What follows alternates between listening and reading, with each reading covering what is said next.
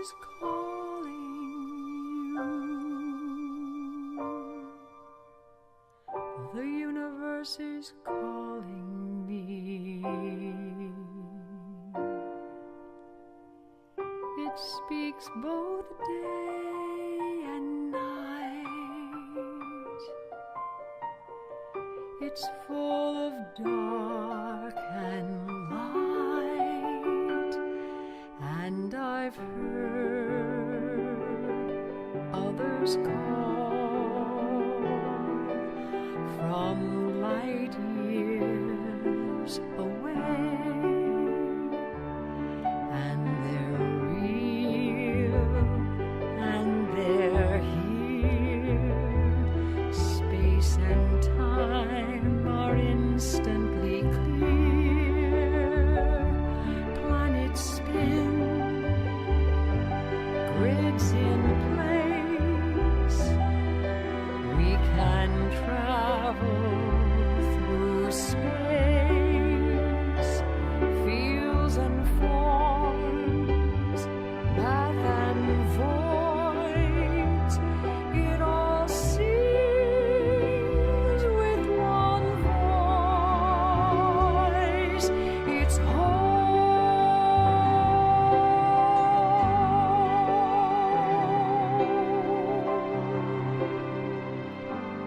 Boundaries set, foundations laid.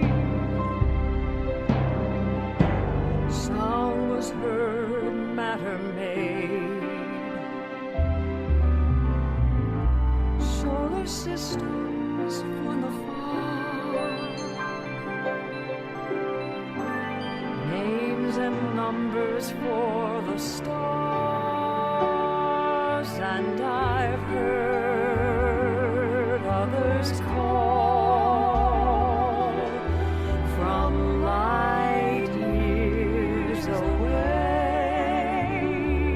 and they're real and they're here. Space and time are instantly clear. Planets spin, grids in place. We can travel through space. It's the Lord's.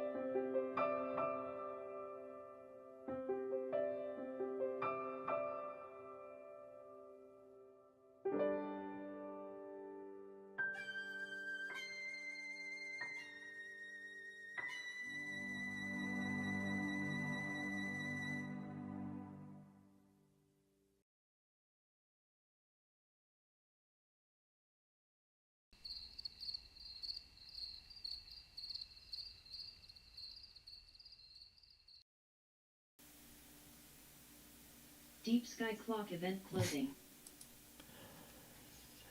Hey everybody, welcome to SkyTour Livestream. It is me, Marcus Antonius Aurelius. Yeah, no, that's not me. I'm here just to say hello, and then we're going to quit. No, I'm kidding. I am also here, of course, with Daryl Mason, and let's just say hello to Daryl if I can find him in here somewhere. I think he's in here somewhere. Just a second. I think this is you. Hi, Daryl. Hello, Mark. Hello, everybody. How you doing? There we are. Yeah, so we have this strange orb on the screen. I don't even know what that is. It just showed up. I don't think I'm going to like it, though, because it's actually, it gets in the way. You know, it's just like blocks stuff, and it's like got bright light. Yeah, I'm kidding. Yeah, so I decided early on here to stream. I set up a message and sent it out to our chat, our SkyTour live stream page. And hopefully some of you saw that. I'm looking forward to that because I am going to be jumping around the sky tonight and looking at the comet that we love so much, which is C/2023 Shan Atlas, and we're going to also look at some galaxies. Would you like to know an easier way to say that? Yeah, I mean A3. Yes. Yeah, I know. No, it means Purple Mountain Observatory. Okay. But people won't see Purple Mountain Observatory if they look online. Well, it depends on where they look. Yeah. It's all right. I've gotten pretty good at saying Tsuchinchan Atlas, I guess. I figured I might as well. I gotta just edit the camera properties here. I gotta go to a default set of values here. There we go. Okay. Yeah, so anyway, cameras are all good, as you can see on this up there above me. I made a few changes to make things a little more real estate on the screen here. And we should have a good night. So here's our moon, of course. I just spent today looking at the moon like literally all day, not through a telescope, but through the Lunar Reconnaissance Orbiter Quick Map application, because I was generating STL files or 3D build files because I'm teaching a class on the moon over the summer for a large city library in the state. And I have to get these STL files over to their whole fleet of 3D printers, of which I have one of the exact kind they have here. And they're going to grow all these crater plates, and I'm going to do a class on cratering, how it works, what are complex craters, what are simple craters, with a live demo of cratering. We're going to be doing that using a special system I used when I was teaching astronomy around New England, and that system was to have a lunar soil facsimile, which I spent a lot of years working out the details of, and that lunar soil facsimile will allow me to actually drop materials into it and splatter with craters. And because the lunar soil beneath is a different color than the lunar soil on top, that being lighter, you will actually see rays that are lighter material sprayed out from the craters, and you'll actually see beautiful craters reproduced in this big giant tub of lunar soil. So that's pretty cool, and I like doing the live crater demo. But it's really, I should say, crazy stuff because it gets everywhere. My shop has a liberal coating of this stuff in there, and I've only done it in the shop here about 3 times, just to make sure it works. And it's now the dust is everywhere, so I'm gonna have to hand out dust masks for everybody, and go through all that. But that's okay. Anyway, I want to welcome you to SkyTour Livestream. I want to say hello to everybody who's here. Tim F was the first. Hey, Tim. Rascally Rabbit was right there. Fun in the sun. And Christine is with us. Christine. Hi, Christine. Dean Bustador. What's going on? And Genghis. Genghis is with us. Cosmic Ray. And let's see. And, of course, Cosmic Ray has something pleasant to say, which is, everybody needs a curmudgeon, right? And he says, I got a notice 10 seconds before broadcast. Wow. Ah, well, take a hike, Ray. Actually, I sent out a notice hours ago in Facebook, so if you didn't see that, that's on you. Let's see. We got Trisha Ferreira. How you doing, Trish? Sam S. is with us. Cruiser 67. I'll be stoic as Marcus Aurelius. Yes, I don't think so. I think you know me better than that. I believe you're Tracy, right? Cruiser 67? Let me know. SMA Sky, how you doing, man? And I know that Mr. Django, being in Belgium, I'm glad he's here too. Nice to see you, and Rockstar's with us. All right, folks. Well, okay.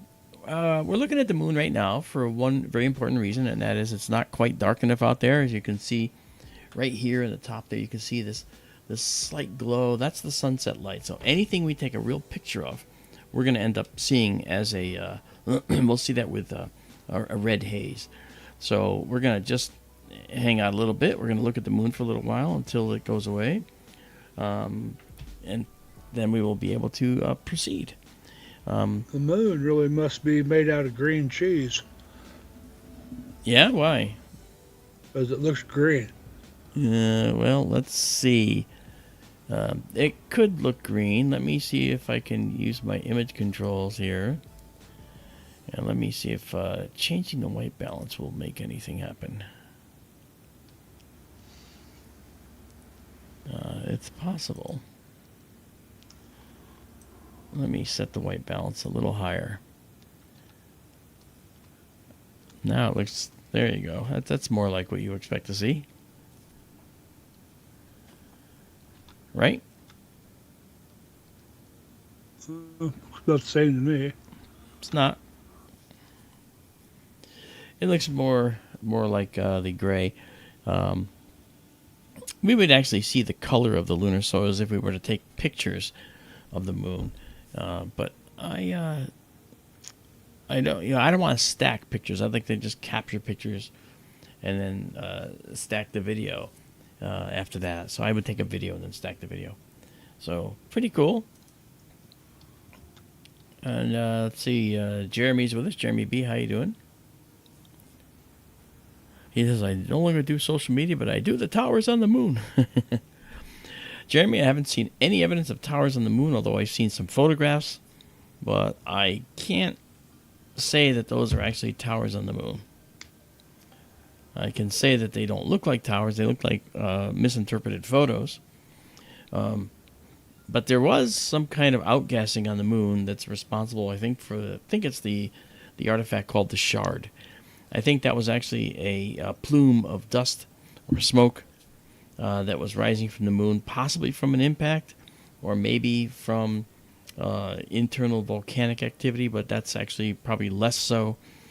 The prospects of seeing a lunar volcano are ultra slim because the moon is nearly solid, and if it is molten near the core, and it would have to literally have a snaking hot spot that would have to come up to the surface from literally 1,000 or more miles down below the surface. So I don't think that it would do that. It's going to be about 1,000 miles height from there up there. There are transient lunar phenomena. Yeah, there are. I was reading about some in the crater Grimaldi just the other day. Yeah. Grimaldi is the darkest spot on the face of the moon. Mm-hmm.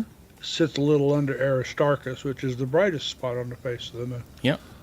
And they get like clouds of gas coming up inside the crater Grimaldi sometimes. Yeah. Gas or dust. Yeah, I'm not sure what that is, but I do know that there's some streamers that look at it and say, "Hey, we're getting all kinds of interesting things out here. It looks like there's life on the moon." It's like, yeah, okay. How about no? Well, there are some astronomers who are seriously into it. I mean, that's one of the things they try to document. Oh yeah. TLPs, transient lunar phenomena. Yeah, and that's fair. I mean, and transient lunar phenomena basically shows that the moon still has some dynamicism left, and I'm totally in favor of that research at all costs, because that's pretty cool. I just don't think that the moon has any true volcanism anymore. If it did, Right. Yeah, if it did, it's long gone.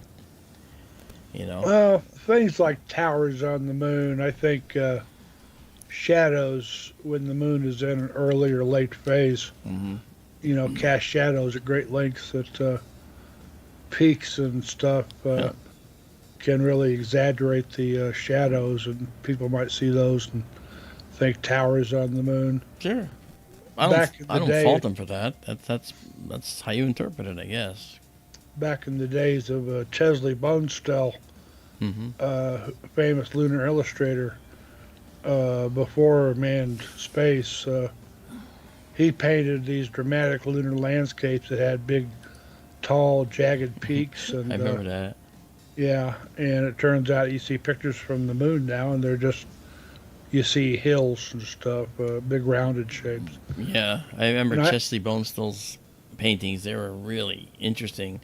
Yeah, I noticed in the movie The Martian, Yeah. I had it on the other night, and they really made the landscape on Mars look dramatic. Also, again, big jagged mountains and stuff. When you look at Mars, it's mostly big rounded hills also. Mm-hmm. Hi, Izabela. Hi, Izabela. Yeah, I think we find that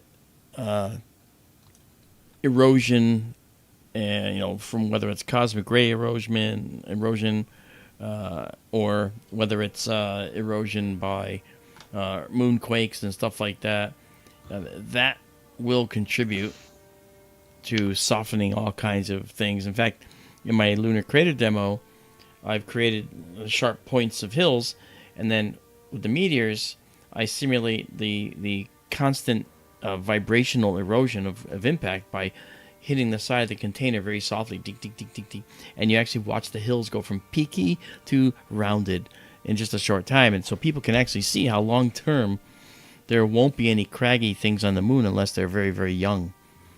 And that's kind of cool. Michael H. has a question. What do you ask? First question of the day. What lunar crater has the most re-hits in the same place? And is there a name for that occurrence? Clavius? I have no idea. When you look at lunar nomenclature, when you see like a major crater, there are tons of small craters in and around the big crater, and they give them all the same name as the big crater, like Clavius, but they start sticking letters of the alphabet after them. Yeah, Clavius Like A, B. Clavius A, B, C, D, whatever. Which crater has the most, I have no idea, and I don't know that there is really a name for that either. Well, I do know that I'm because maybe I misread his question, but I was thinking maybe what he means is within the confines of the crater. And do you consider Mare Imbrium itself a giant crater? Because it looks like it was formed from a massive impact. Yeah. So if that's the case, then Mare Imbrium is the winner, hands down. But if we're only talking actual craters that are within, say, 100 miles in diameter, maybe it's a crater like Clavius, but I've seen lots and lots of craters that have many craterlets inside of them. Plato, for example, is 60 miles in diameter and looks like a flat plane, but if you zoom in on it, it's got thousands of small craterlets inside of it that may or may not be related to the original impact that made Plato. Oh, yeah. So, in other words, things that followed behind the main impactor. And they would have to have come like a week later or something to actually show up there. So I think it's something that happened. I think it's something that if it happened, it wouldn't be related to the main crater event. But, Deep sky Well, clock it's event. craters all the way down. I mean, yeah. You've seen that with the LRO images. Oh, You yeah. keep zooming in and They don't go away. you just see more and more craters. You do. Yeah. Craters and craters and craters. Yep. I agree with that. Yeah, so it's impressive to see what's going on, when you look at the moon like that.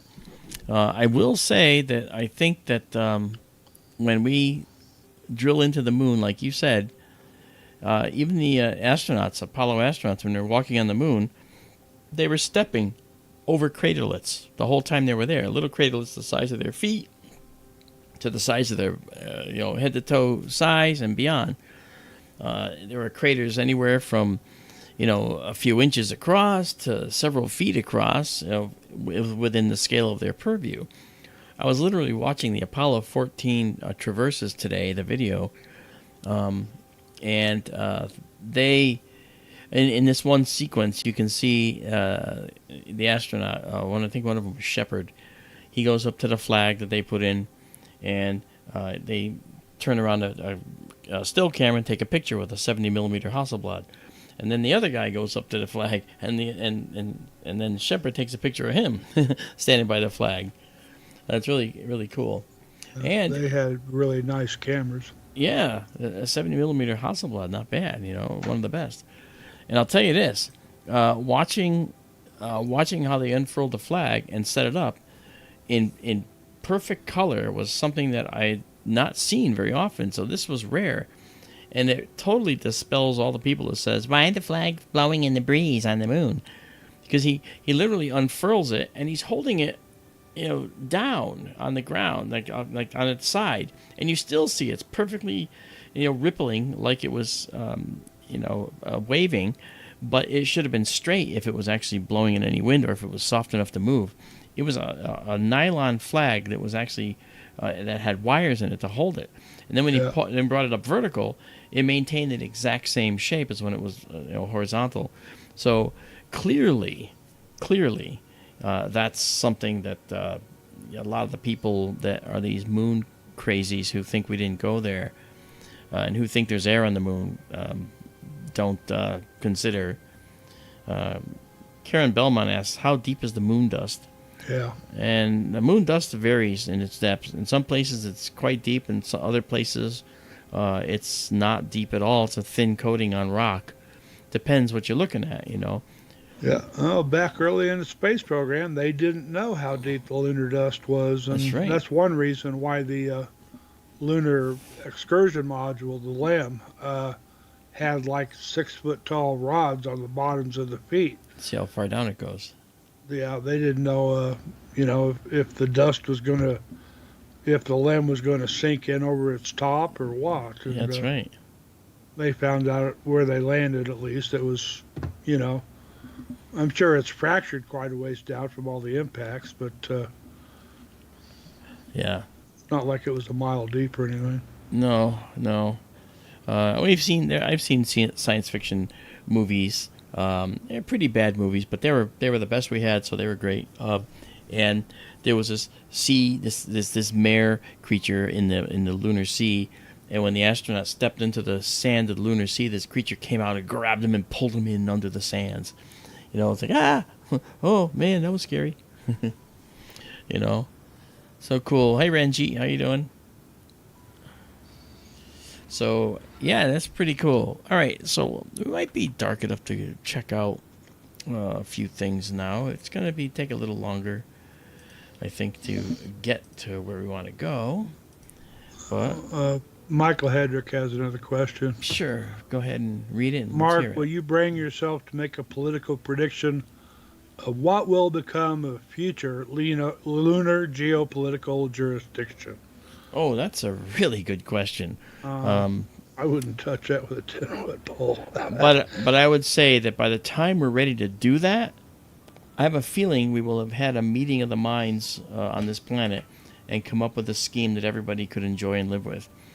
Because the moon is going to belong to everybody on Earth, not just one faction. And that's the truth. So, I don't know.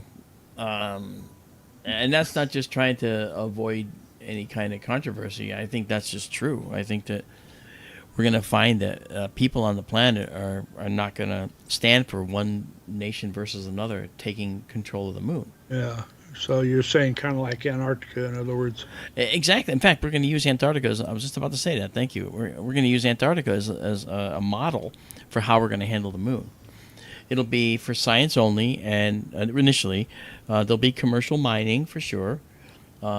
And it doesn't matter where you go on the moon, because if you look at the mineral maps on the moon, there's plenty of titanium, there's plenty of helium-3 in a million different places on the moon, literally a million.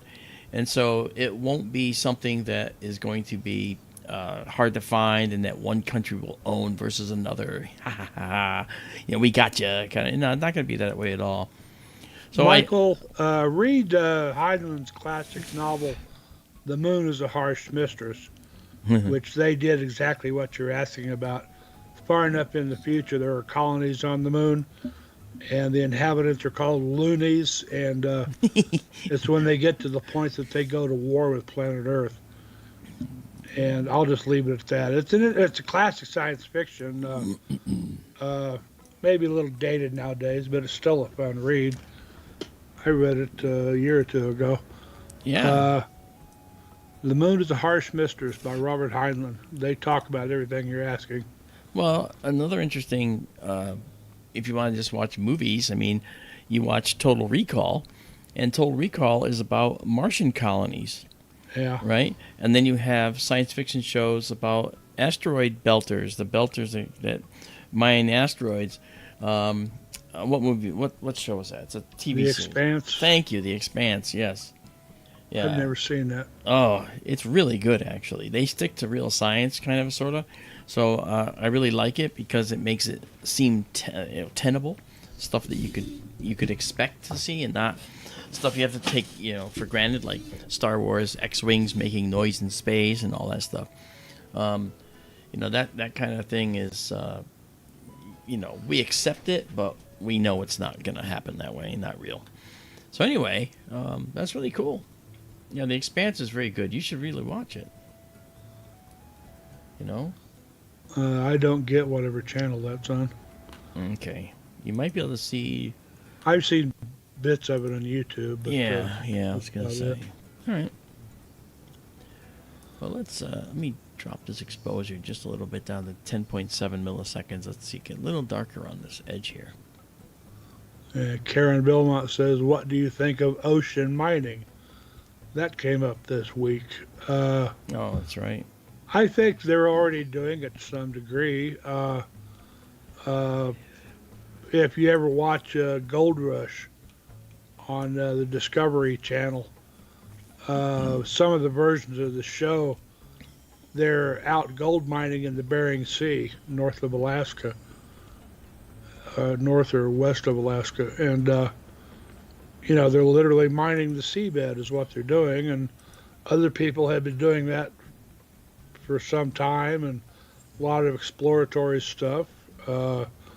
I know they find like metal nodules on the sea floor a lot of places. That's right. Manganese is a big, Manganese and stuff like that. very big popular. softball size things. Yeah. Manganese nodules have been something that has been, I would say, a staple of ocean floor exploration. Yeah. Yeah, without doubt. Yeah, that's pretty cool. All right, let's see if we can go to our Comet now, shall we? Sure. All right, let's do that. So we're gonna go to the Comet now, and first thing I'm gonna do is set this to our 1 second low light view, and literally that will blow this out of the water. So watch your eyes. So there's a very harsh terminator, and now when I do this, you can actually see the other side of the moon. I say the side simply not lit. When it's a full moon, you see all of this, but as the moon goes around the Earth, more and more of this gets illuminated, and then we're just before first quarter on the moon. When it's first quarter, exactly half will be lit from our perspective. Yeah. And If you look at the lit side of the moon right now, over on the right edge, the right limb of the moon, actually right now just a little bit on the other side, but close to that edge, it's full moon right now. that's correct. If you go around the You just corner, can't see it. if you go around the corner from the perspective of the sun, it's always a full moon. Yeah. That's cool. Let's see if I can actually. Let's see if we can utilize this now. Okay, we're gonna say go to our comet. So you'll watch the telescope head up north here, and it's gonna head toward the east. There it goes. And now, if we maximize this, we are gonna. Okay, that's funny. See, I set my color balance with the white, and I gotta set it back. I had a connection to manganese many years ago. You did? In the when you were working the mining there, the mining. Exactly. Yeah.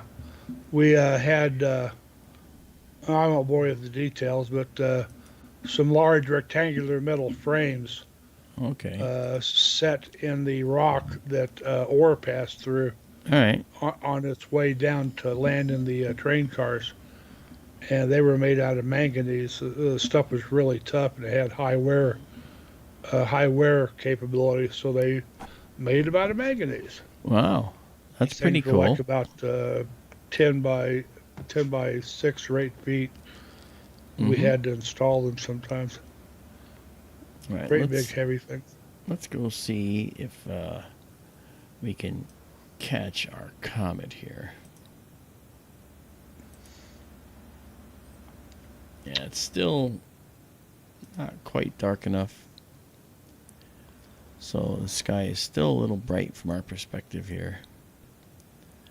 So we're going to wait a little bit longer to get the comet. You know, we're about 10 days away from the beginning of summer, I longest day of know. the year, and latest sunset will happen after that, about a week, if I remember correctly. I'd have to look that up. It's pretty exciting. I really like summertime because we get our objects that are coming up. Right now, after 1 a.m. Arizona time, the Milky Way is already past the meridian. Yep, It looks really cool. time marches on. Time marches. Yeah. Okay. I must be having fun because time sure is flying by, let me tell you.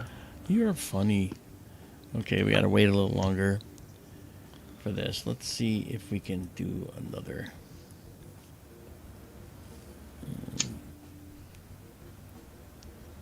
Let's see there. Oh, I think I did the wrong one. I did. Sorry, I gotta bring this back. This is the guy I want to bring down. I brought down the wrong one. The wrong what? White balance thing. Oh, Okay.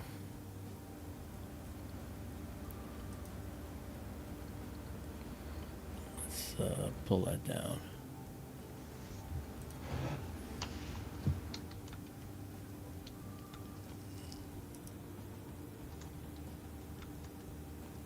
It's hard to get the right balance when you have the moon out, but it's okay. I can try.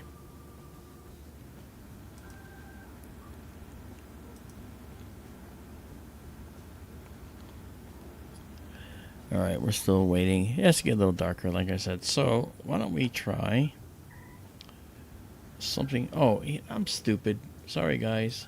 I forgot to put our gain up again. No wonder we couldn't see anything. uh-huh. My mistake. Sorry. Yeah, hello. There's the comet. Okay. Glad I noticed that. So we'll bring the comet up here. I'm also working with an experimental comet tracker that will track the comet and not the stars.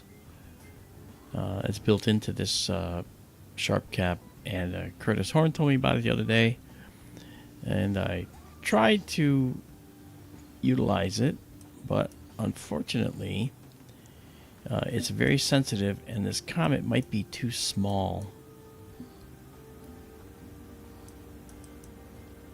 to utilize it well. Hey, Marco. Nice to see you. Okay, there's our comet. Alright, so now what I'll do is I'm going to drop our sensitivity to 200 actually.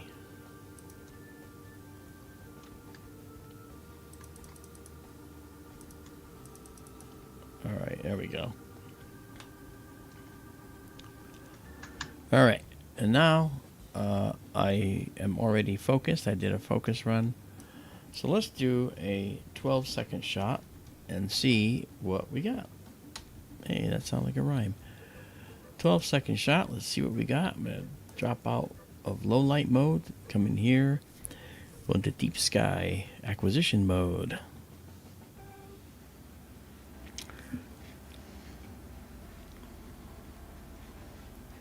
Mr. Django says, somebody told me... Oh, hold on. Let me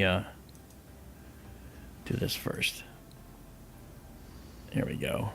Color correct it. You can probably see some red. Yeah, so you got red all throughout. There's our comet. Uh-oh. Yeah, okay, let me go into alignment and turn off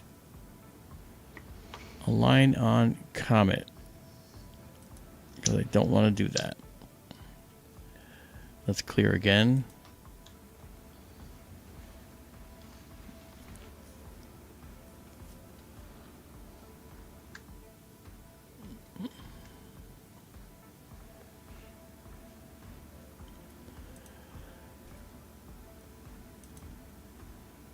Okay.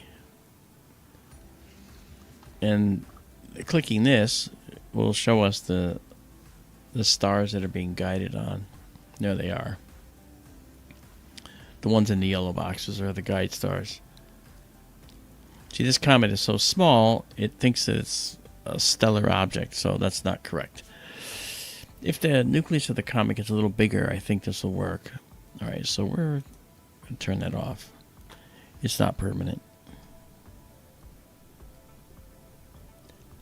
You know what I didn't try, Daryl? I didn't try to see if the comet itself was in the database.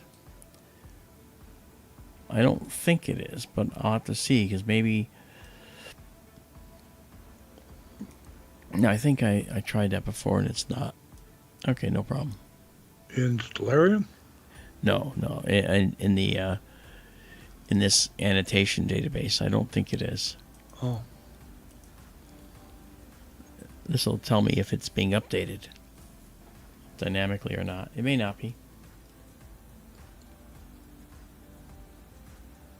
Okay.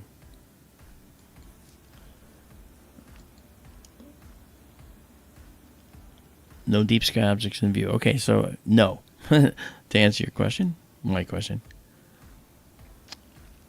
All right, that's pretty. Very nice.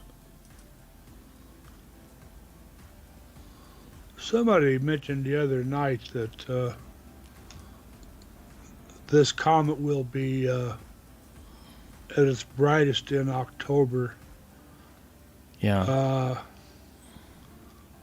And I playing with the sky live, looking at Tsu-Chin Shaman Atlas. A3. Yeah, it may be brightest in, but it's going to be really close to the sun. Yeah. But it'll be brighter the closer it gets, so we'll be able to see it before it gets into the toward the sunset, right? Actually, it's... Let me play that back some.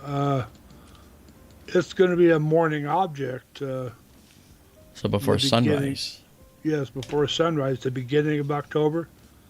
And then it rapidly rises, passes the sun on about the 9th of October. And then it's climbing higher and higher night by night. Okay. Where it should be pretty...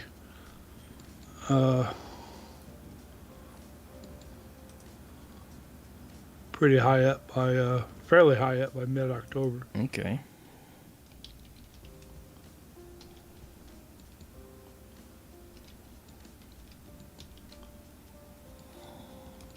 At which time it's going to come back up through Ophiuchus. Well, we'll be able to follow it. It'll be interesting to follow it as it loses its tail. You know? Yeah. I think I'll worry about that when we get a little closer to the time. Yeah. Actually, it's not bad for darkness out there. We actually can color correct out most of the red. In fact, look at that. That's not bad. That's pretty good. Actually, I'm going to also get rid of some of the color noise here, so you'll see it get even better right now. Boom, look at that. So now it gets even better. Oh yeah, that's pretty. So it's dark enough to start looking at. It's dark enough to start looking at some galaxies, maybe.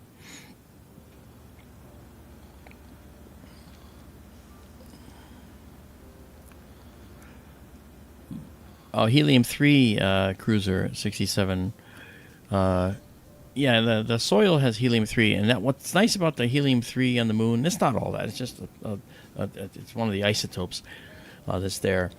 What's nice about that is that it's been sitting there for billions of years. Number one. Number two, that isotope is one of the fuels that you would use in a fusion reactor. What's nice about that is that to get to helium-3, you first have to do other things here on Earth to get to helium-3. It doesn't occur on the Earth like all over the place like it does on the moon. Okay, so that said, when we look at the moon for mining fuel, we certainly have plenty of water on the moon. I know that's surprising to hear, but in the permanently dark craters, there's lots of ice bound up in the soils. And it turns out there's a lot of ice bound up in the normal regolith, that is soil on the moon as well. There's water, less frequently so, but water elsewhere on the moon as well. So that's pretty cool. Yeah. Jamie Lynn Turner, how are you? I think you meant helium-3 is one that you can use in the fusion. Yeah, that's exactly what I mentioned. Yep. That's cool. Yeah. Karen Model, hey, how are you? Nice to see you. It was nice talking to you the other week when we talked earlier. Karen lives down in the Tucson area, and we were down there picking up some nice, wonderful things for our SkyTour live stream setup. And namely, besides the telescope gear we picked up, we also went to another place to pick up some swag that we offer. We have tons of T-shirts for sale, by the way. They say they have the STLS.org logo on the front, and on the back it says "The Universe Live in Real Time" with a telescope and stuff. Very nice. And those are $25 from us. If you want one, let me know. You can reach me at skytourlive.org. We'll be happy to mail them out to you. Every dollar you give us is a write-off because we are a non-profit organization. If you want to buy 1,000 T-shirts, that's okay too. We don't have 1,000. I don't wear advertising. I should get a coffee mug. Probably. You should get a what? Coffee mug. Well, yeah. I mean, I'd be happy to get you one. Well, no, I'd buy it through channels. I'm not good at that. No, but you deserve it for at least the very least for what you do for us. Come on. Yeah. Look, I'm giving Izabela a hat. She told me not to. She felt bad about it. No, I'm giving you a hat, Izabela. Why? Because Izabela wrote our unbelievable app for the iPhone and so forth that we're working on, still testing. And you used it the other day for the first time to check the Lion Nebula. Remember that? Daryl, that was you. I'm sorry, say that again? You used the app the other day to check the Lion Nebula. Yes. In a glance, you could pick up every time we looked at the Lion Nebula for the last several years. That is really a valuable piece of software, and that's all Izabela. She did it. I loved it. Yeah, I know you haven't received the hat yet, Izabela, but that's coming. I'm sorry. I got your address. You gave it to me a long time ago. Too long ago, I'm sure. That is Starlink going on the right side there, yeah. All right, we're going to clear this now and start again, but first I'm going to save it. Because it is moving, so to see movement, we have to get separate images. If I just let it keep going, it'd be a long streak of fuzz. And save exactly the scene. What? Excuse me a second, Mark. I'll be right back. All right. So we'll clear this now. And here comes the next one. See how fuzzy it looks? This is why we stack, because watch. When I zoom in, all right, you see how you see all this noise? Okay, this is one frame, and then Boom. We have 2 frames. And look at that. Now you see even more detail because it's starting to subdue the noise. So we go to a few frames and stack a few frames. Yeah, yeah, Dean, that is a nice comment. Trisha Ferreira says Izabela wears many hats. She does, but unfortunately not one of ours yet. She didn't get it. Not yet. It's going to Bulgaria, so let's hope that it gets through the postal system. What we can do, Izabela, is like rip it up and tear it apart in the box so that they won't think it's very valuable. I'm kidding. Curtis Horn says, any luck using the Comet stacking?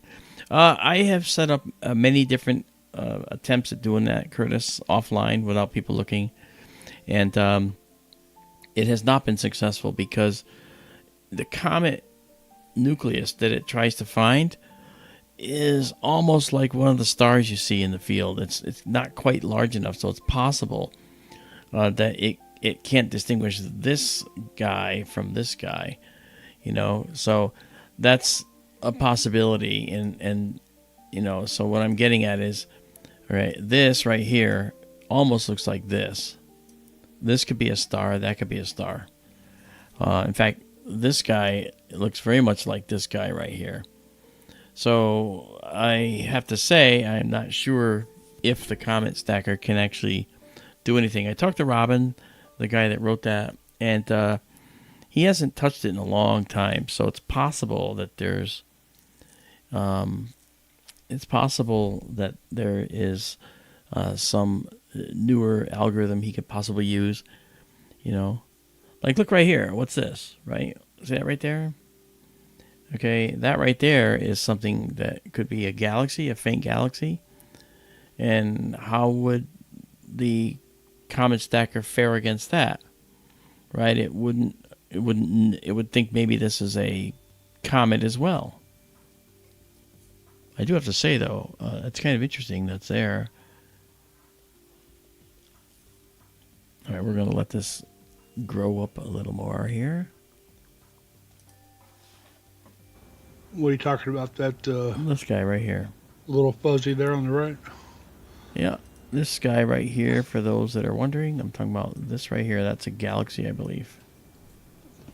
Looks like. Yep. Yeah, and let's see if we can get any more detail out of it.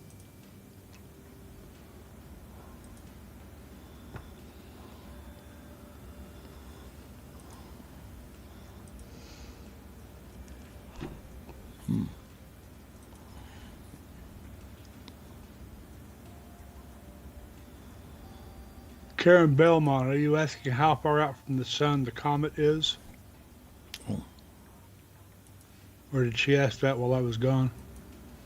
No, she probably just asked it. Oh.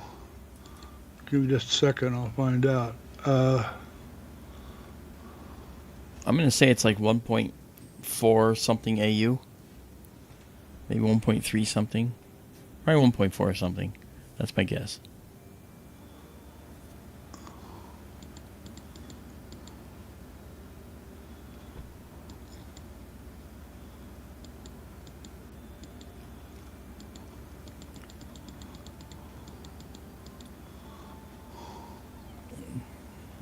Cruiser says, I have a photo of a Starlink train passing over the house.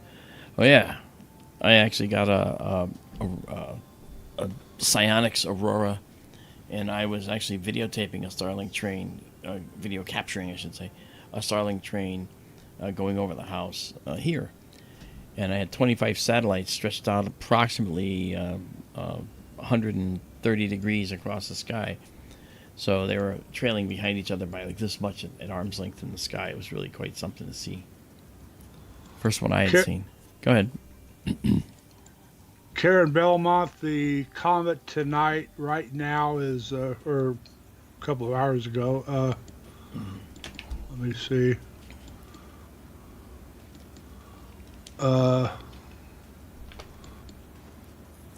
Comet is 202 million miles from the sun, And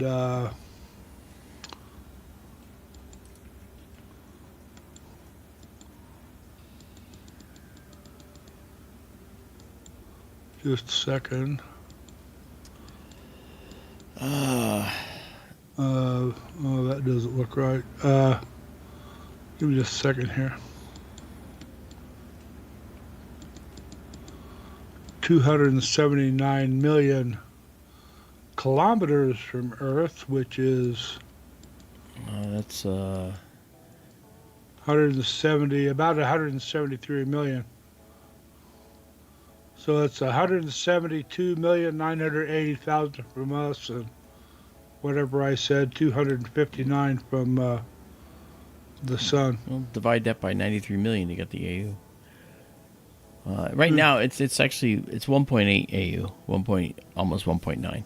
I said 1.4. I'm wrong. It's 1.86 or so. So it's still way out there. And, Past Mars, yeah.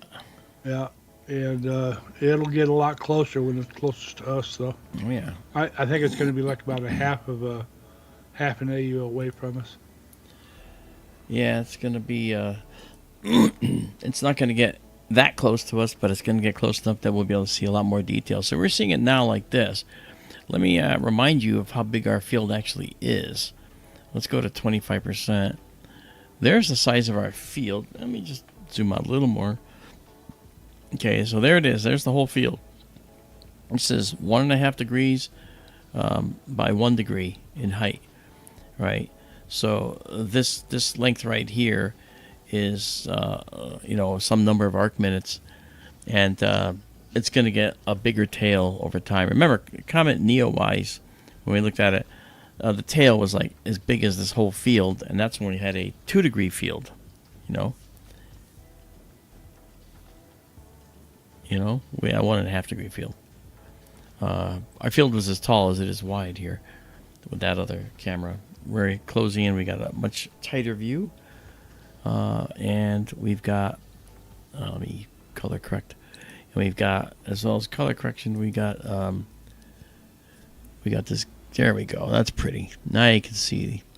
Yeah. I'm waiting for this to start showing green cyanogen and carbon molecules.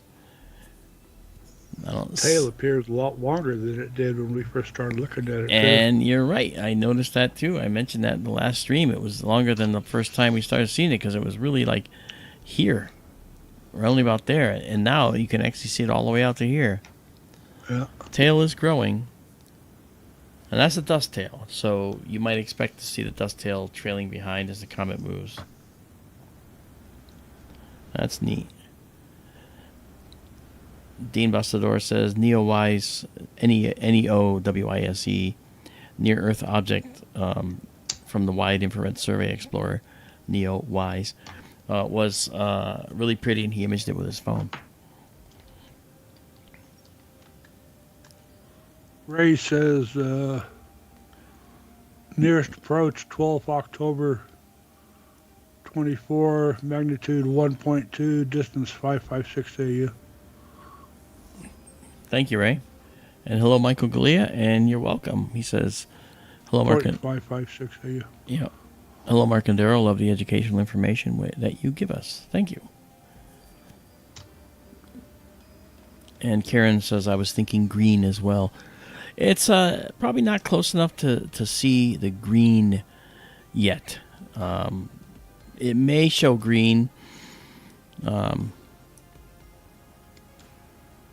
If we do a longer exposure, but I think it's probably minimal right now, and it's going to be confined to this area right here and the coma. And so we would have to literally do this. Let's see if this does make any difference. Yeah, look at the tail. Look what it's doing. Okay, so if we move this over, you can see the tail going out pretty far here. Let's do this for a bit. See how the tail's curving? That tail's curving, probably an illusion from the motion in the elliptical path of this comet, possibly. And I don't see any green here in the comet yet. Let's color correct and see if it helps us. Sometimes if you add green, if the coma has green in it, that's, you know, you'll see it here as a more pronounced green, and we don't see it. So I don't think we're seeing it yet. I think as the sun has a chance to interact with the surface compounds on the comet, which include carbon and nitrogen and cyanogen, that it will then cause it to ionize, and we'll see the green glow that's so characteristic. But it's probably not close enough to the sun for that to occur yet. So we're just seeing the dust tail. Let's save this comet right here. Let's save it because it's going to leave us. That's cool. Okay, remember this star? And this star. Remember these stars right here? The comet, right? Triangle right there. Remember that triangle? We'll come back to this in a little while and see how much closer it is to this star. It's probably going to be right about here, maybe a little bit less. Hey RJPX, what's going on? That's the comet 2023. Oh yeah, Cosmic Rays, gonna mention it. 2023 A3, known as Tsuchinshan Atlas. It was discovered in China and named for a Chinese observatory, if Daryl was telling me correctly before. Yeah. Tsu Chin Shan. Tsuchinshan. Well, that's not how they say it. I'm sure it's like Tsuchinshan or whatever. But if Lubo was here from China, he'd be able to tell us.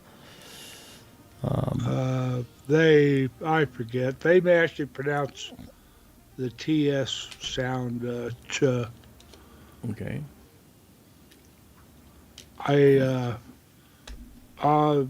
The Chinese restaurant I used to frequent, their name started with an X, and I've heard different pronunciations for that. And then like a Z. When I went to the restaurant, I always got a Tsingtao beer. I thought it was TSI TAO, TSING TAO. It's actually, I think, a Qingdao. I think it depends where in China you go. If it's Mandarin, it's a different pronunciation a little bit, and they say certain words. In fact, someone who's Sichuan, like Szechuan, like Sichuan, and Mandarin, they can't even understand each other, and they're supposedly speaking Chinese together. So things and words are different, and the pronunciations are different. So in that restaurant, maybe they do call it Qingdao, yet in other places they might call something different. I learned that having worked with Chinese people for years. And I just, it was crazy. It's like, wow, you can't even talk to each other if you live across the country. In the United States, that's not true. Beer is from Shanghai. Okay. Whatever that means. They probably don't say Shanghai anymore. Oh, I don't know. That's a good question. Listen, here's a nice little song. It's Twinkle Twinkle Little Star.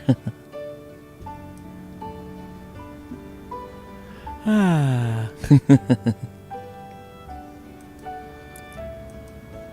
Very cool. I know you can't hear it. We'll clear it and start again, and then go to our next object.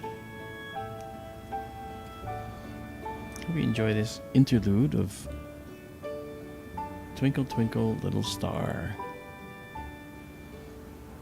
There we are. Oh, look it. I see right there.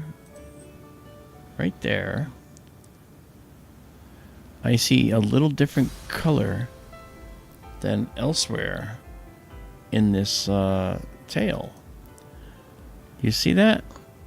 I think you're having hullabalootions again. Oh, maybe so. Hullabalootions? Sure. What are those? They're like hallucinations, but for rednecks. Oh, I get it. Okay. Yeah, Dem's hullabalootions. Okay.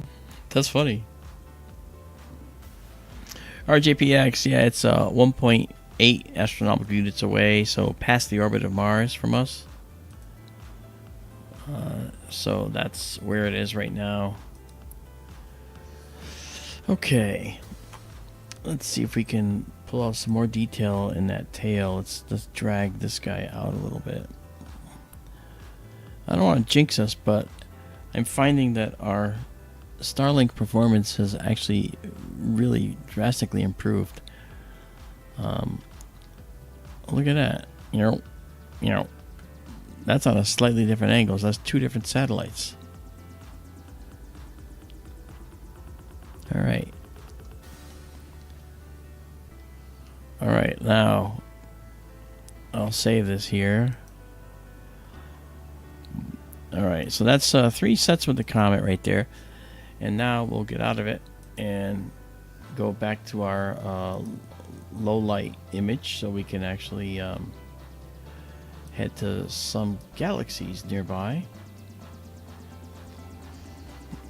And that's going to be cool. Let's see. And the moon is causing this sort of glow that I screened here, but not to worry. All right, we're at 200 over here, 200 gain. And as I've mentioned to many of you before, this exposure here and the gain are the two most important things we care about with the camera. All right. And so the exposure is how long we're exposing the camera for, the sensor, and the gain is how sensitive we're making that sensor. So you can see how large numbers in both cases can get you a lot of stuff. But the higher the gain, the more noise you get. You can see this mottled look here, that's the noise. All right, so let's go on to the next thing. See, we're not that far from the moon. I think Izabela's going to be mad at you. Why? She pointed out where the images are landing on the server tonight, and she sees no moon images where we were earlier. Oh, I did not save the moon. That's what I said. Yeah. You're doing live shots of the moon. Yeah, I actually could have come into capture here and capture like a single image. But I did not do that. I'm sorry, Izabela. Please, I think quick capture is what I would have done. Yeah, see, quick capture. You could capture any number of frames and then stack them. All right, you know what I'll do, Izabela? I'm gonna go. Actually, the moon's too low now. Sorry. Yeah. It's not too low, but I got other things you want to go to here. Oh, thank you, Izabela. She said she's not mad anymore. Dodged a bullet, man. Dodged a bullet from our star fan and volunteer. Okay. All right, let's go up into Coma here and check out some of the galaxies up here.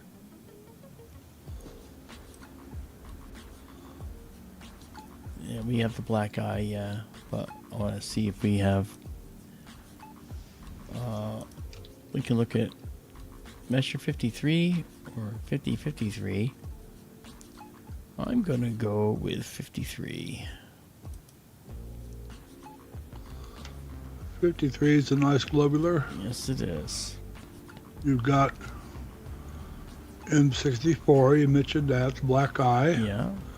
M85, M88, M91, M98. Oh, you know what? M88. M99, M100. We'll do M88. There's the globular. I want to mention, by the way, and it's not guaranteed yet, but we're working with them. We may be in a partnership with Las Cumbres Observatory soon, down in South America. I haven't mentioned that because it only happened a couple days ago that we were included in a proposal to Las Cumbres. And you know the person who included us because he's made some incredible strides in astronomy, and that person is Kyle Lynch. Remember Kyle? Oh, yeah. Yep. Kyle's come a long way, and I am very proud of how far he's come in astronomy, from knowing nothing and saying things that would make us cringe, now to finding an exoplanet and have one to his credit already. So he's actually doing a very, very fine job, and I do want to put my hat off to him for sure.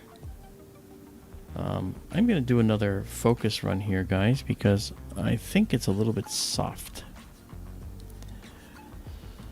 And we want globulars to really shine in particular. Yeah, so isn't that cool? So we might maybe be involved with Las Cumbres. I'll have to, I'll keep you posted on that. Hey, Jeff Penn, how you doing? Nice to see you.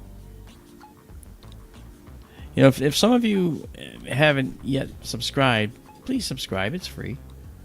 There's no one doing this on the web. No one that's doing a live observatory like this and then telling you what's going on. I'm an astronomer. That's what I went to school for. So I tell you things in a way that everybody can understand. That's something that's really important. I even did a lecture on quantum mechanics out at Contact in the Desert, and the whole audience actually understood it because I made it, I said it in a way that they could understand it and actually take some science home with them, which is very, very important. Daryl here, who's our crafty cohort in astronomy behind me and in front of me at times, he is an astronomer's astronomer, as I talk about often, and he does some really nice stuff himself, and he has a great way of telling people things because he's done an awful lot of public speaking in astronomy himself. So he was a natural for joining us here, and I'm so happy that he chose to. Sorry to embarrass you. Yeah. Oh, gosh. All right, we are now focused again. And let's actually come out of here and let's do 20 seconds, which is 20,000 milliseconds, but I can say S for seconds. And let's come out of low light and go into our live stack.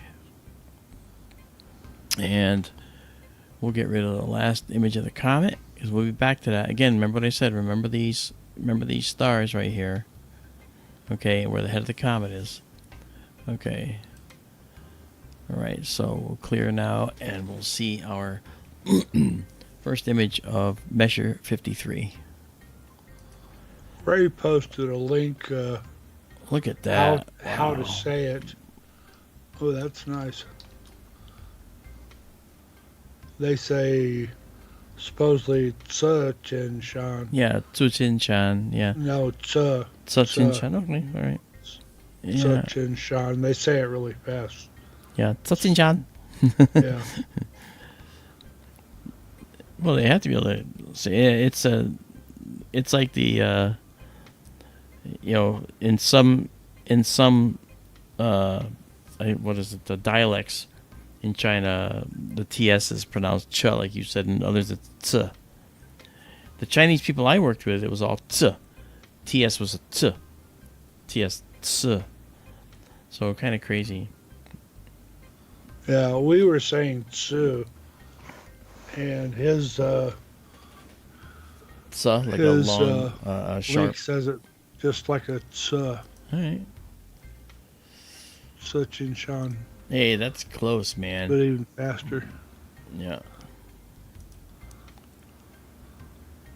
Well, there's letters we have in our alphabet they don't have. Yep. Look at this beautiful globular, guys. Look at that. Wow. M53. Yes, it is. Oh, very nice. Yeah, that's labels M53GC. Now, why am I labeling in here? Because when I hit save, what happens is it goes up to the server in space and comes down and goes to our server that you all have free access to, so you can download this exact image. And that's on skytourlive.org that you see right above my head. Right there, hi. And that's our portal. So if you head in there and head over there, you'll actually find, you'll definitely find that. All right, and so check it out, and let me know. And it's quite nice. And if you guys have any questions for me, you can find me at mufonanalyst@gmail.com. That's my email. You can ask me any questions in there, or you can get to me through this right here, through this link above my head, skytourlive.org. There's a contact us form that you can get to as well. So enjoy, feel free, and if you have questions for Daryl, you can send to me. I'll give them to him. And let's see, what else should you know? Well, there's one thing you should know, and that is that if you want any of our objects that you see, we have them. They are on blankets and mouse pads and mugs, as Daryl was talking about earlier. And right up there in the upper corner, right over here, okay, ding, right here, Etsy. We have an Etsy store called, this is called SkyTour Shop.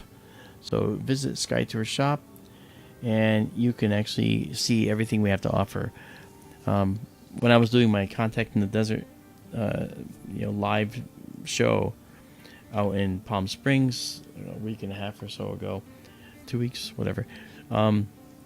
We actually, one of the people from SpaceX was there, a friend of us, and he was giving us, with his girlfriend Tiffany, that was Michael, they gave us 2 Celestron telescope systems to give away, and we gave away 2 sets of binoculars. In all my lectures, we gave away prizes. So we're going to start doing that from now on. We're going to start giving away stuff, and Michael and Tiffany are going to be doing contests back here in SkyTour Livestream, and those of you watching will be able to participate. We have a contest that we arrange, and you'll be able to participate right from the chat. And we have eagle-eye people that are watching for the right answers to things, and when you get the right answer, you win a prize. And the prize isn't something small. The prize is usually binoculars or a telescope system, right? So we're not kidding around. We want everybody to enjoy astronomy and have a way to do it. Personally, I think that a pair of binoculars is the best way to start out, because you want to see everything, and binoculars, the quickest. You can just go outside, put them up, and look at what you're seeing. Hey, Daryl, thank you for putting that up. Sure.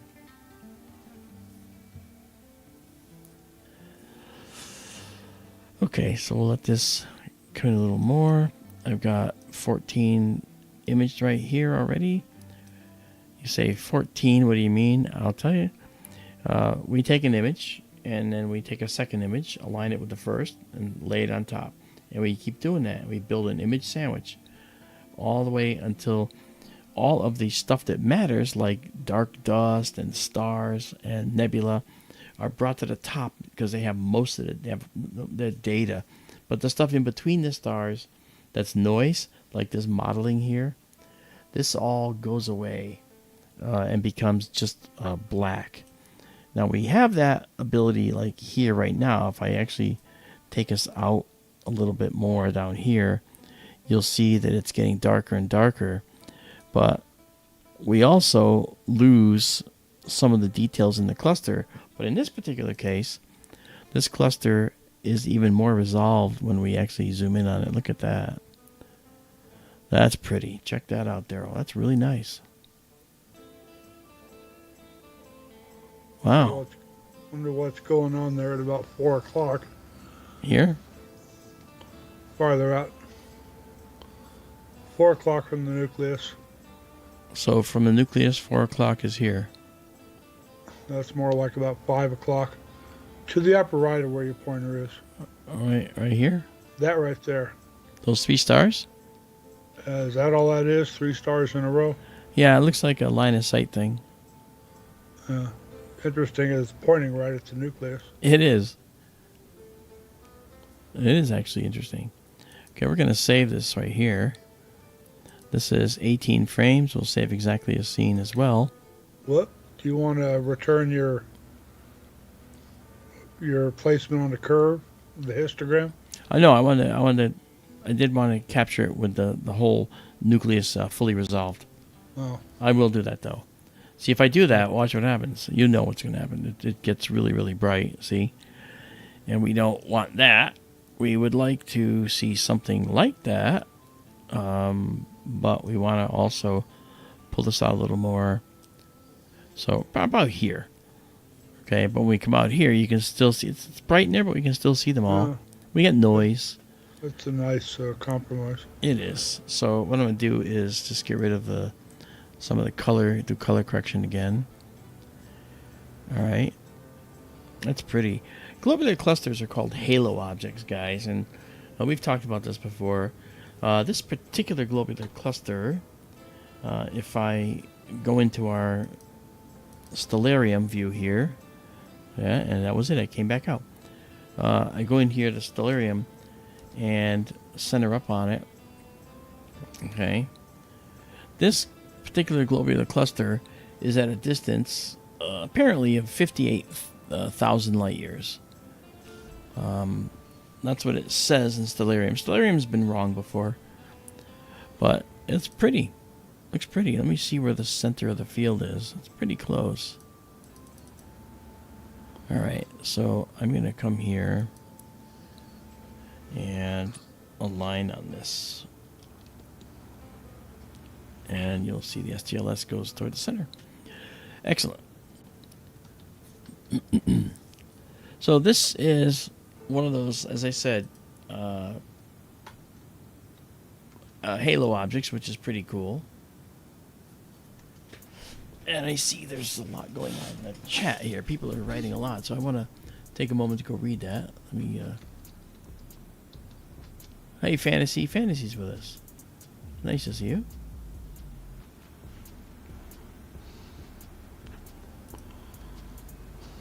Okay, let's see what's going on here.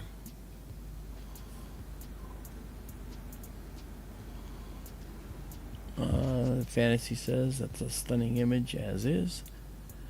SMA Sky saying, been leaving my 4SE outside as long as the weather is good. I agree, the 4SE is a easy telescope to move around, so you're lucky.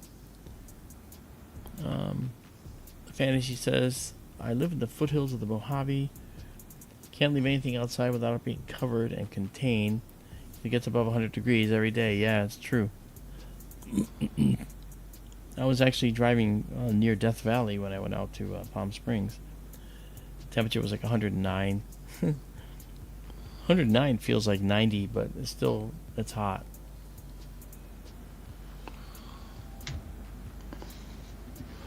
Kind of off topic. Have you ever heard of the Death Valley Germans? No.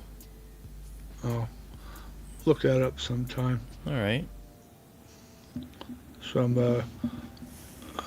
When I was in Germany, and I doubt this has changed, Germans all had a fascination with Arizona and Death Valley and places like that. Mm-hmm. And the Death Valley Germans were some German tourists who got lost in Death Valley Oh, no. permanently.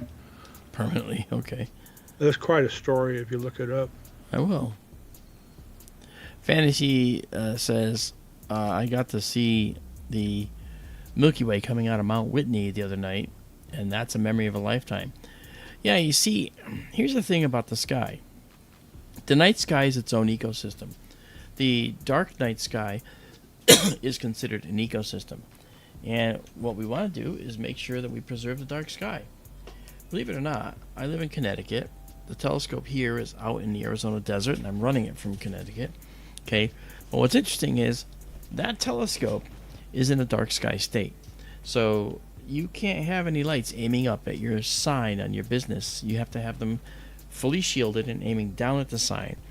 It's a state mandate. And if you do have a light that you put up that you shouldn't, you can get fined and or have that ripped out on you. Because that's how they keep the state dark. Obviously, it doesn't work in the middle of Phoenix, Arizona.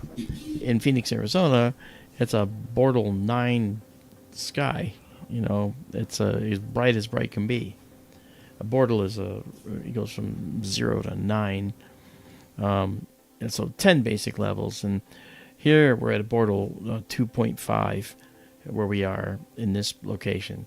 And the second telescope that we just purchased and is set up in the office at the SkyTour headquarters out in Mesa is going to Benson, Arizona, where the sky is 0.01 darker, 0.1 units darker than it is here. So it's about the same darkness overall, typically. So, Jeff Penn, thank you for coming. I'd love to see you come back. Make sure you subscribe. It's all free. And hey, folks, hit that thumbs up button while you're at it. Yeah, please help us with the algorithm. Because, like I said, no one's doing this. No one gets to show you this stuff and tell you all about it. You learn the history of astronomy from Daryl many times, and from me, you learn about the objects as well. And we both kind of pinch hit on all those topics. So that's something that I think you could benefit from. And as I said, I'll keep it posted on the Las Cumbres Observatory partnership if that ever comes to fruition. That would be kind of cool. We'd participate in programs to examine certain things. LAS or LOS? LOS. I think it's LOS, Los Cumbres. Look it up. LCO. LCO, I think it's Chile.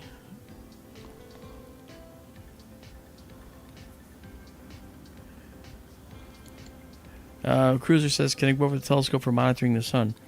Yeah, it's right here next to me, in the closet next to me, awaiting its turn.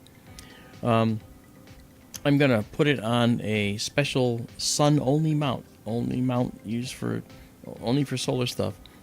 And it'll be on a permanent pier out in the front yard here at my house. About 100 feet from here. And what's behind me when I have the invisibility turned off here on or the transparency turned off, you can see the other telescope that used to be out there. It's a 10-inch Meade, and I'm probably going to sell it. So if anybody wants a 10-inch Meade telescope, we can talk. All right, and it's a Schmidt-Cassegrain telescope, and it's an f6.3 telescope. It's quite nice, but we're going to sell it because I'm not going to have a telescope like that on the East Coast. I'm going to have telescopes that. Oops, sorry about that. Blew out your eyes. Yeah. I'm going to have a different telescope here because I want to make this a solar observing station out here and just do deep sky out in Arizona and possibly southern hemisphere if we get there. I got a few irons in that fire too. Las Cumbres Observatory, LAS. Okay. It's a network of observatories. Yeah, it is. Some based northern hemisphere, some southern hemisphere. I haven't got that far yet. It's about 20 of them. Central location. Its office, I guess, is Goleta, California. Okay. Cerro Tololo in Chile, South African Astronomical Observatory, Siding Spring Observatory in Australia. Yeah. Northern Hemisphere, McDonald Observatory, Fort Davis, Texas. Haleakala in Hawaii. Yeah. And TD or Tidy Observatory in Tenerife in the Canary Islands. Tatey, yeah, that's Tatey.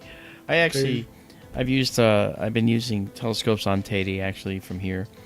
Quite nice, but I was using the Bradford Robotic Telescope up there. Then they closed it down. Then I was using the SLU telescopes and getting 5, 10 observing sessions a night that you could do.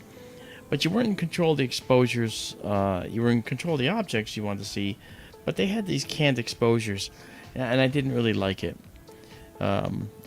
So I was looking at other options on Tete. But Tete is high altitude. And you need to be able to spend, on average, about $5,000 or $6,000 a year. If you're going to do maintenance, because you got to fly someone out there. Because you might be able to hire a service, but they got to go all the way up the volcano, which, by the way, is still active, just dormant. So it still rumbles. And so I didn't want to go the Tete route. To be honest, it might be good at some point, but I don't know. I prefer a Southern Hemisphere telescope, a true Southern Hemisphere telescope. That's just me. Let's just pull this peak right to the black and darken it one last time. Then we'll save it. And save it exactly as seen.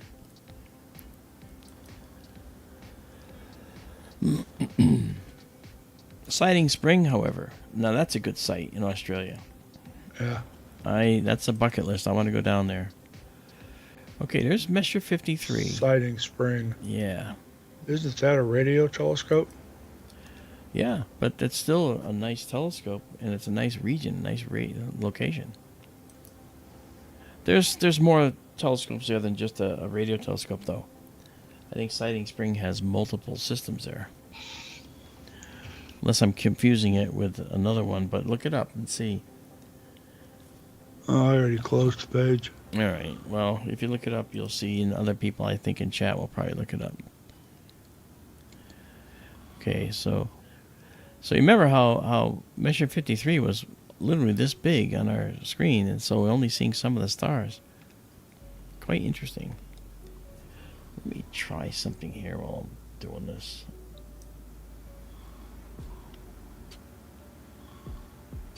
Okay, I don't want that.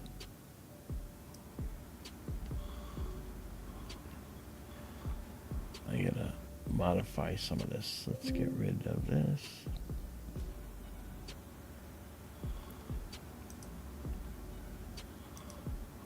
I'm making some changes to the coloring of the screen here.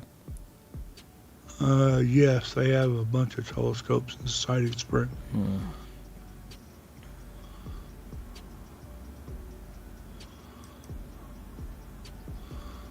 Anglo-Australian telescope, 3.9 meters. Yeah, that's a... Automated patrol telescope, wide field CCD imaging. Fox telescope south, 2-meter telescope. Yeah. iTelescope.net observatory, remote public telescopes. Yep. Okay. Solaris telescope, 20-inch. I assume that's a solar telescope. UK Schmidt telescope, 1.24 meters. Mm-hmm. Okay. And the Uppsala Southern Schmidt telescope. Uppsala, yeah. Whatever. Yeah. So.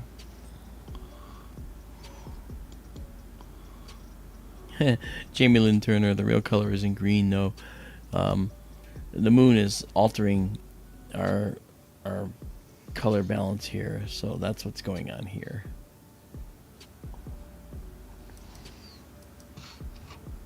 And so I'm just playing with this a little bit to try and change the color balance a bit. I'll leave it alone. We don't need to worry. It doesn't affect the images we're taking. Okay, so now that we got our low light shot, let's back out of here and let's go look for. There's a galaxy I think we looked at the other night. Let's go look for that.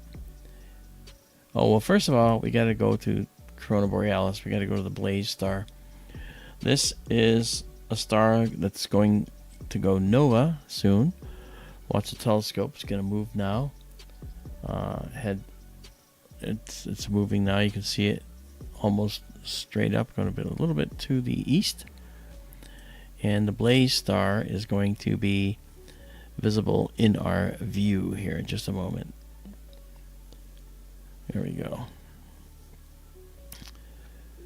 When it goes nova, a nova occurs when you're looking at stars that are binary. You have a red giant, and next to the red giant you have a white dwarf. And that white dwarf is very, very tenuously, it's a tenuous star, because over time, if it acquires enough gas from the large red giant through their common center of rotation, which happens, if that mass of the white dwarf goes past 1.44 solar masses, then the star will explode in what's called a type 1a supernova. That's Roman numeral 1a supernova. And those are distance candles for us, because that we can tell the distance to objects that have a type 1a supernova go off in them, like galaxies. And that's really interesting. Further, if it's not approaching 1.44 solar masses, let's say 1.41 solar masses, and the gas feeds onto the white dwarf from the red giant through their common center of rotation, then the gas could spontaneously ignite and go into immediate fusion, runaway fusion, which occurs on all this hydrogen gas on the surface of the white dwarf. And that will brighten the white dwarf tremendously, burning it off. And it might be a few days that lasts, maybe a week, and then it dims down again. And then in this particular case, for T Corobor, the star we're looking at here in a minute, that star will be effectively the same again for the next 80 years, as we learned, because it was a star that was had an 80-year period. I thought it was 60, and Daryl was right the other night when he said it was 80. I don't know why. I thought I was wrong once, but I was mistaken. You're funny, ah. Okay, so we're at this value here. Let's set this exposure to 12 seconds. And let's clear this and get rid of our low light view and go into our deep sky view. All right, and we'll color correct. Which one are we looking at? T Corobor, T Coronae Borealis. I know that. Which star in the field? I'm going to show you as soon as I do the clickety click. I'm going to do that by first. What am I doing here? Oh, I had the wrong value. Sorry. I meant to have 25%, not 125%. Okay, that star. It's one of these. And the way I can figure that out is just by asking it to annotate for me. This is the previous dialogue we brought up before, trying to find anything of interest in the past field. And Ray tells you it last brightened in 1946. There it is. Okay, it's right here. Okay. So this is the Blaze star. It has not done anything of significance tonight. But we can make sure we note that. This is the Blaze star. Okay. So What we're looking at right now is actually the red giant. the red giant, yeah. The you can see that it's a very bright red color. Well, not bright, but it's red. Let's see if we can enhance the color a little bit. Let's color correct. So the white dwarf is too close or too dim? The white dwarf would be visible. I'm sure the light is added into the red giant's light, because they are distinctly separate stars. But the white dwarf has got its light overwhelmed by the overall brightness of the much, much bigger star, even though the white dwarf is tens of thousands of degrees hotter than the red giant. Yeah.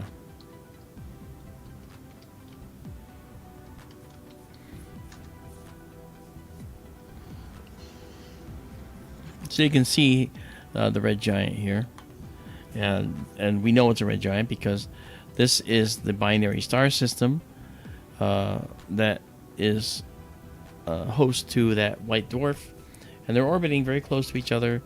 The binary white dwarf is called a spectroscopic binary because it's so close it only shows up in the spectra of the red giant, because it's too close to be seen as two distinct stars. So when we look at the star, okay, and again we're talking about this guy right here, right, and there's this IC value. That's a galaxy that's hiding in here. As we take a little bit longer exposures, we'll see it. Right now we're doing 1,000 milliseconds. I meant to be doing 12,000, so I forgot, my mistake. So now we'll do that. I'll clear it, and the next thing we'll get is a 10-second shot where it'll be a little brighter, a little more red. You'll see it quite clearly.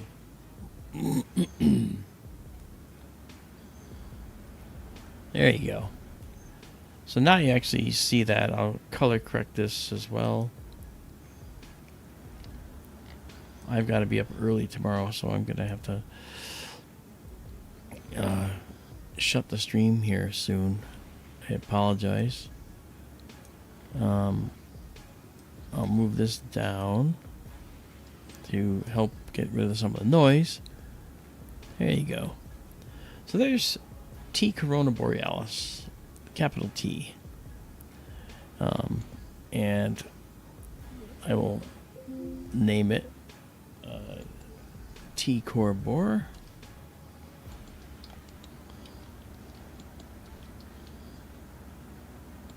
Astronomical nomenclature, guys. There we go, T Core Bore. Okay, now we'll save it. Just get the initial save done with only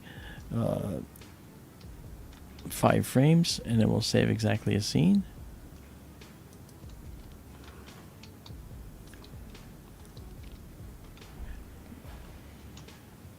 Wow! That's a giant satellite went through there. I wonder if that's the ISS. It's got a little orange to it. We should check to see what's going on in heavens above. I don't know if you want to do that, Daryl. See if the ISS just went through our field. I have heavens above set for my location. It'll take a little doing. Okay. Because the orange is typically the color of those solar panels that you see on the ISS. And this looks, space laser, duck, Fantasy says. Yes, it's a duck. Izabela says, is it possible it's already gone nova, but we won't see it for the distance? Yes, it is possible. I don't remember how far T Coronae Borealis is from us. Let's see if it is given. Yeah, it says it's 2,695 light years, plus or minus 104 for uncertainty. So if that holds true, then it could have gone nova already. In fact, it undoubtedly has. And the light train with the nova data in it is still heading for us. We'll save this again. 12 shots for 12 seconds each. Very nice. Alright, so that's cool. We don't need much more here. And I just want to go back quickly to the Comet and see what's going on there. No, it wasn't ISS. Okay. It'll be visible in the morning, starting on the 16th through the 20th. Okay.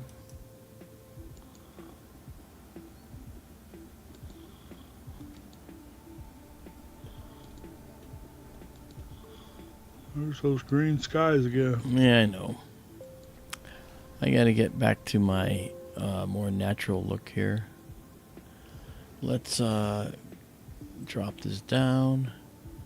25 degrees in the Comet. See, the moon's getting a little closer. Not by much, but it's getting closer to this region of the sky right now. Comet's really aimed down there. So let's actually take a photo and say, oh, another Starlink satellite. That's Starlink. So the Comet should be right in here. That's my guess. Well, let's take a shot and see, shall we? We'll do a 10-second shot. Let's see what we get. All right. Go back here. Go to live stack.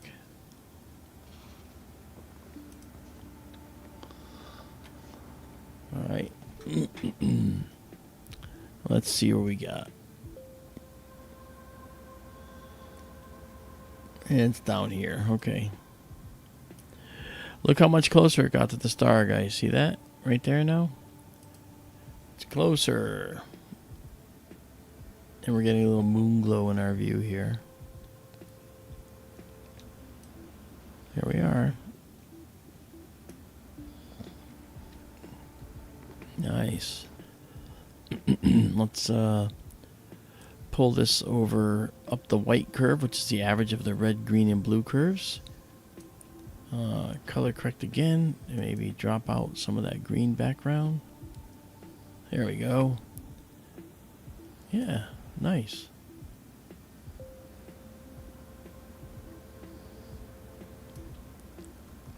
So there we go. That looks really pretty. All right, so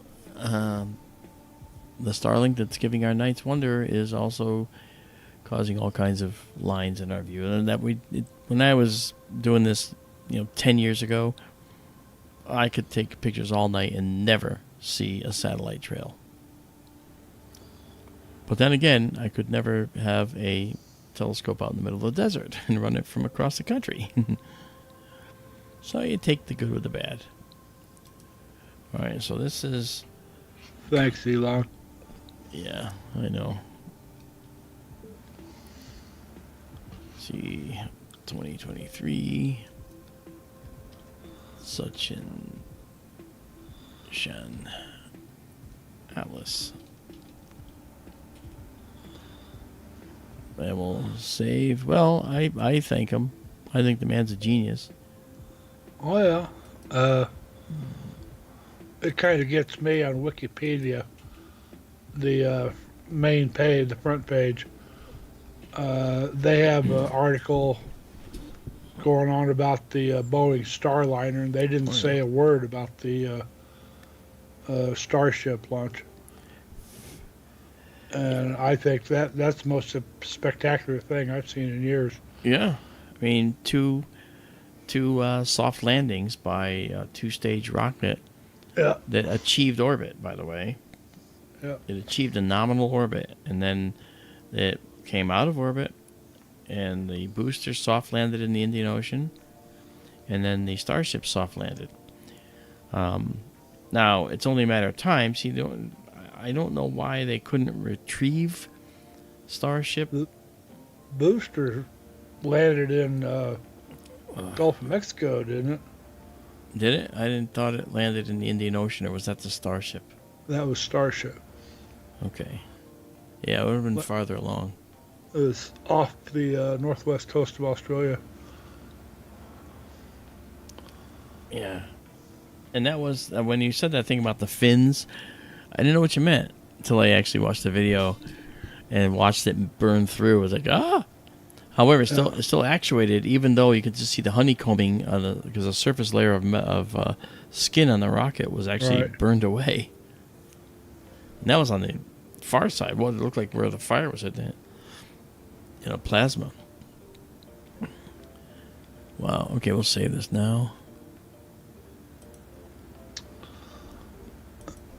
I know Izabela's going to look at this and say, hey, that's closer to the star.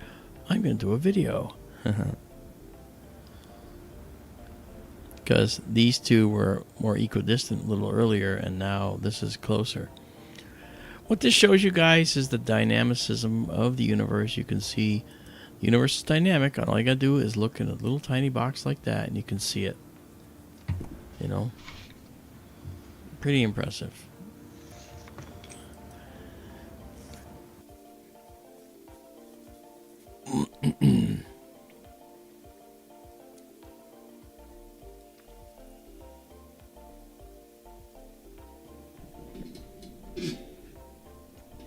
Cosmic Ray says it might have been the rocket body. It's possible. It might have been at the beginning or end of its travel through the sky, which is why it looked red. Because from its particular location, what it would have seen is the sunset, and the sunset would have looked red to it, or orange, you know. So that also does happen.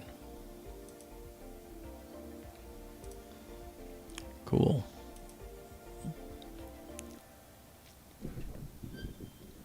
Okay. Temperature out in the building right now, no one's asking, I'm just saying, it says 29 degrees Celsius. So almost 30 Celsius out in the building. It was like 106, and by 3 in the morning it might be down to like 87. It's supposed to be in the 90s here in the next couple of days. Yeah, bring it on. I love it. Yep. I love it. Bring it on. I mentioned to you privately earlier, today is the 11th anniversary of the Black Forest Fire here in Colorado. Oh, yes. And I saw that they have a forest fire now up by Twin Lakes, south of Leadville, where I used to live. Mm-hmm. A place called Interlochen, I think Interlochen, yeah. Really beautiful spot. Mm. Hey, Louis T.A., what's up? All right, I'll save it one more time with 31 images, and then we'll be done. All right, folks.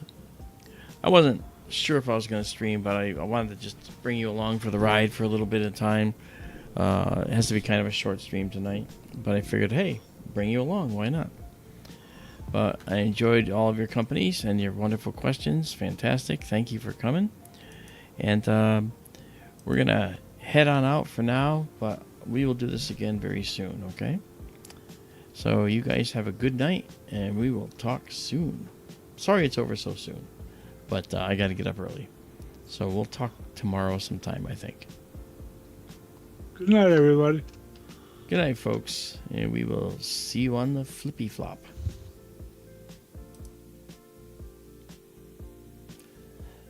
Make sure when you go out, keep looking up, okay? See you guys.